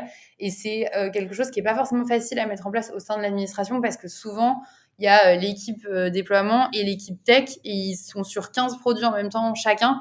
Et du coup, ils sont pas en échange très fréquent. Et nous, à l'inverse, on a des équipes avec chacun qui parle et qui a ses propres compétences et qui arrive à échanger là-dessus tout le temps. Et donc ça a beaucoup aidé à perpétuellement avoir les retours d'utilisateurs d'un côté, la nouvelle feature technique, le test, enfin tu vois, et avoir ce truc itératif. Enfin, sans toute cette équipe-là, je pense qu'on n'y arrivait pas aussi vite.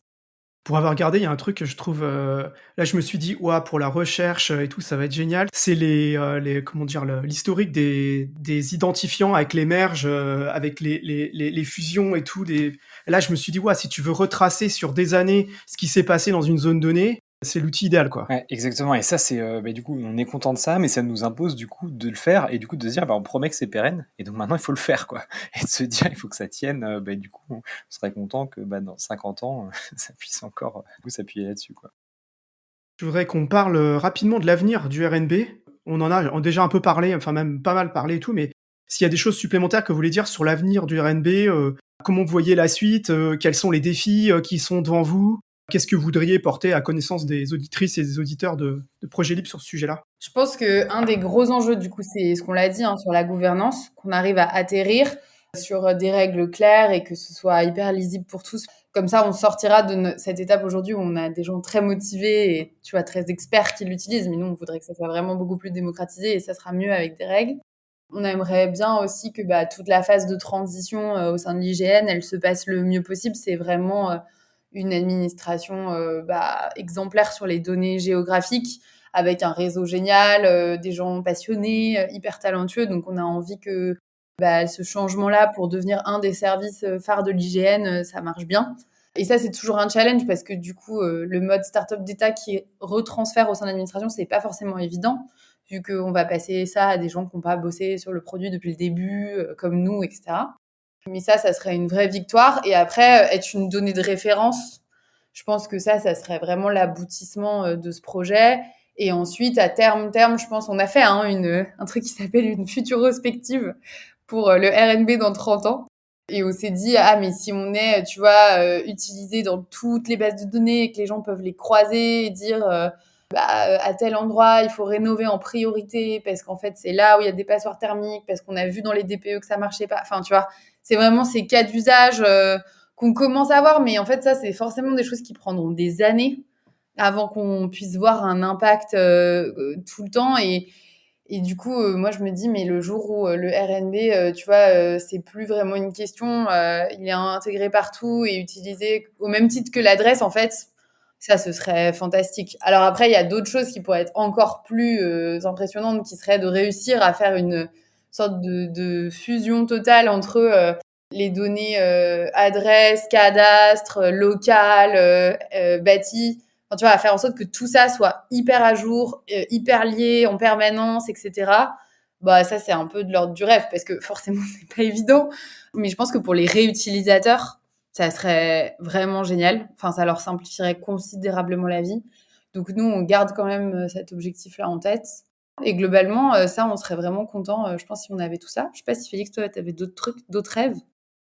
D'autres rêves, mais déjà ceux-là, ils sont cool. Mais oui, ce soit finalement qu'en fait, ce soit tellement répandu qu'on se dise un numéro de bâti, c'est comme un numéro de carte de sécurité sociale, en fait, de se dire, en fait, j'ai un numéro de sécu et il y a un numéro de bâti, que ce soit aussi répandu, je dirais, dans les usages, ça, ce serait, je pense, une forme de succès finalement implicite, quoi.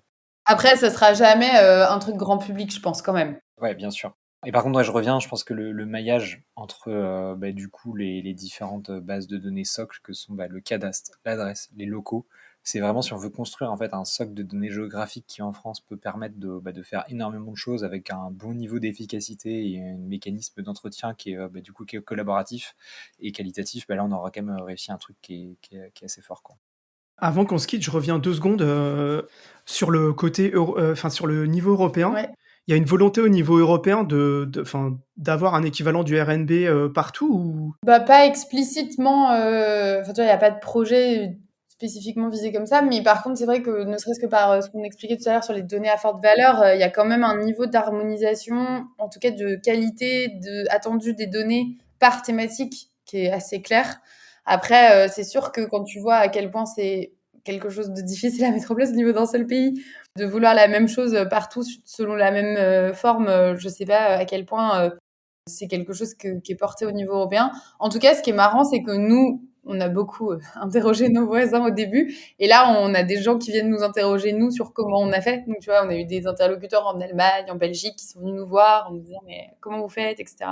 Donc, ça, c'est toujours assez chouette de se dire que on peut inspirer d'autres projets ailleurs sur la manière de faire. En tout cas, on est content si ça peut créer un peu d'innovation ailleurs aussi.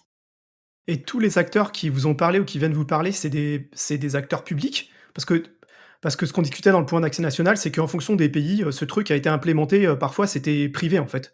C'était privé ou c'était voilà. Oui, tu tout à fait raison, effectivement, c'est pas toujours le même point d'entrée. Bon, ce qui est sûr, c'est que à l'échelle européenne, en fait, du coup, la définition, elle est compatible avec la directive Inspire. Donc, je pense qu'en fait, tous ceux qui se plient à la directive Inspire au niveau européen, ils vont du coup avoir peut-être une définition qui est pas si loin et du coup peut-être un mode de gestion d'un référentiel qui pourrait être similaire. Les acteurs qui sont venus nous voir, en fait, parce que on avait, alors du coup, c'était par exemple en Belgique, finalement, c'était un cabinet de conseil qui était missionné pour la métropole de Bruxelles ou en tout cas une région en Belgique. Région Bruxelles-Capitale C'est certainement? ouais, exactement. Donc là, du coup, c'était à l'échelle, c'était du coup, on va dire secteur public. Et je crois que du coup, en Allemagne, c'était le cas aussi. Pour autant, le portage final, quand bien même il émane d'un besoin d'acteur public, il peut être porté par un acteur privé. En l'occurrence, du coup, en Angleterre, ça a été en fait initialement à l'initiative du coup du public, mais aujourd'hui, c'est un opérateur privé qui gère le référentiel. Du moins la partie technique, mais ce que je veux dire, c'est que c'est complètement possible. OK, ouais, ça c'est un truc, je trouve super intéressant parce que de notre prisme français, on imagine tout de suite que c'est un acteur public, mais en fait, en vrai, suivant le pays, ça peut être un acteur privé qui peut faire payer un fee aux différentes, personnes qui accèdent. Enfin bref, il peut y avoir plein de manières différentes de faire. Bah, écoutez, on arrive au moment de la conclusion, là, ça fait 1 heure et quart qu'on parle déjà. Pas mal. Ouais, c'est pas mal, ouais. Je voudrais vous poser deux questions rapides avant de vous laisser, un mot de la fin. La première question, c'est, quel message vous voudriez faire passer au grand public? Même si ça fait un quart d'heure qu'on parle à des gens qui sont pour vous le grand public, mais quel message, synthétique vous voudriez faire passer pour des personnes comme moi? Je pense que le message, le plus important, c'est autour de la valeur du commun. On est dans une société où de plus en plus on sent que les outils qu'on nous propose, ils sont fermés. La valeur, elle est détenue par un nombre très limité d'acteurs à laquelle nous, en tant que citoyens, on contribue massivement. Et je suis pas sûre que tout le monde ait cette notion-là en tête nécessairement. En tout cas, moi, jusqu'à travailler dans ce domaine-là, je l'avais pas forcément compris. Et du coup, le commun, en tant que manière de faire monter la connaissance globale de tout le monde et d'en bénéficier en retour. Enfin, c'est vraiment un système, je pense, qui a une valeur immense et qui va nous permettre justement de ne pas alimenter perpétuellement des machines sur lesquelles on n'a aucune prise à la fin. Donc, moi, je pense que je pousserais tout le monde à aller s'intéresser à qu'est-ce qu'un commun, comment ça marche, comment y participer à son échelle. Pas forcément des communs géomatiques comme le nôtre, mais des communs en général. Voilà, moi, je pense que c'est ça le message que j'aimerais faire passer. Félix, un message? Ouais, je pense que je rejoins du coup ce que tu as pu dire Elisabeth et je pense que du coup le fait d'avoir des communs qui portent, enfin des initiatives de communs, donc je pense, je sais pas, on va dire Wikipédia ou du OpenStreetMap, moi, je trouve que c'est des initiatives qui sont hyper fortes, qui derrière en fait ont la volonté du coup de construire des données sur lesquelles en fait on est autonome, on n'est pas dépendant de différents acteurs, on en contrôle les données qui sont partagées et ça je trouve que à notre époque, c'est hyper important en fait s'intéresser même du coup sur des petites choses concrètes à ces problématiques-là. On met le doigt dans plein d'aspects hyper intéressants. Donc j'aurais tendance à dire allez faire des communs. Ça, je pense que ça peut être, ça peut être un message. Et puis peut-être rendez-vous sur, rendez-vous sur le site du rnb.botin.gouv.fr et signalez-nous si vous trouvez que le service est intéressant ou qu'il y a des erreurs sur votre maison. Deuxième question, quel message vous voudriez faire passer à des futurs contributeurs du RNB? Je pense que le plus important, c'est de lire la définition du bâtiment avant de contribuer. Parce qu'on a des gens qui nous disent ah mais moi ça correspondait pas avec ce qu'ils avaient dans ma base à la compta donc j'ai changé parce qu'ils voulaient que ça marche pour moi. Donc dans ce moment-là tu te dis ah oups bon on va recommencer du coup. Mais globalement c'est une définition qui est bien comprise mais je pense que c'est intéressant de se rendre compte que ouais un objet peut être perçu de plein de manières. Donc pour tous nos contributeurs allez voir la définition.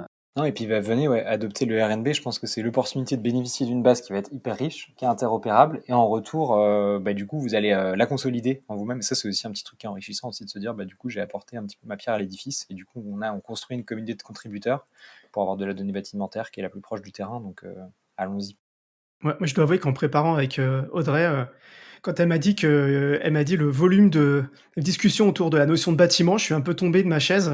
J'imaginais pas qu'il pouvait y avoir autant de discussions autour de cette notion de bâtiment, mais c'est vrai qu'en y pensant... Et les gens ont tous raison en plus, hein, tu vois, c'est pas une question de dire que nous on a raison plus que l'autre, hein, c'est pas ça, c'est plus que on s'est mis d'accord sur une définition, donc il faut qu'on la respecte, mais par contre c'est vraiment hyper intéressant de voir à quel point un objet aussi banal et qu'on utilise tous les jours est perçu de plein de manières différentes.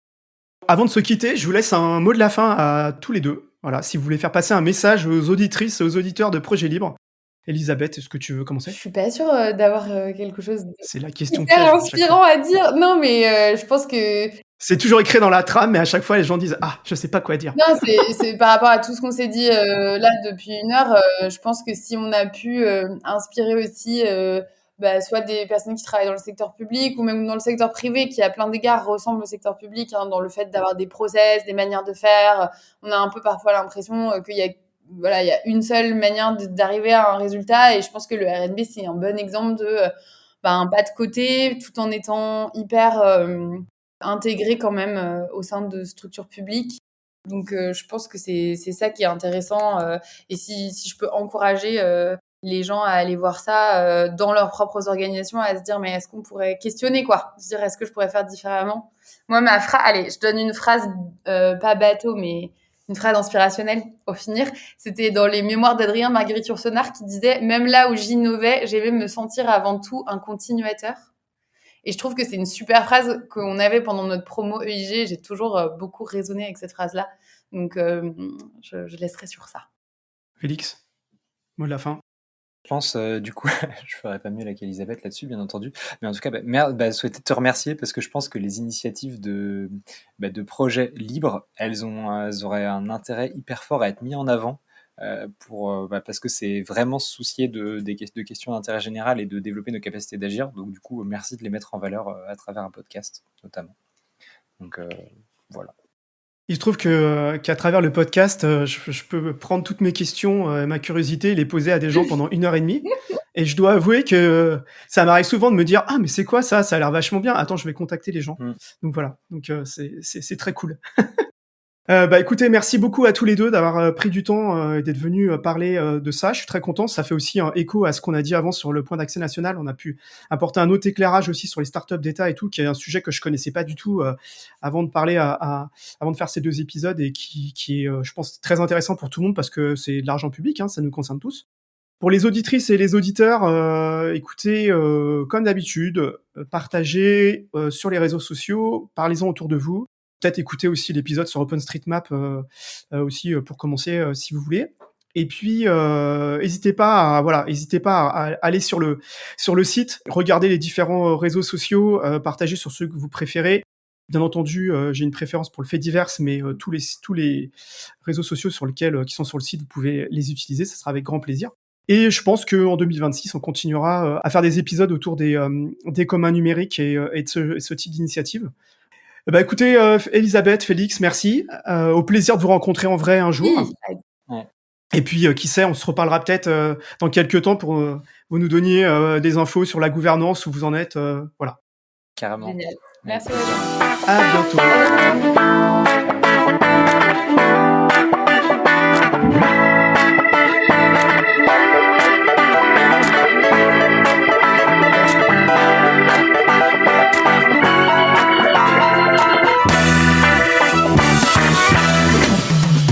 Vous avez écouté un épisode de Projet Libre, le podcast de linuxfr.org. La musique est composée par Clément Oudot, alias Captain, sous licence CC by SA, retrouvée sur kptn.org.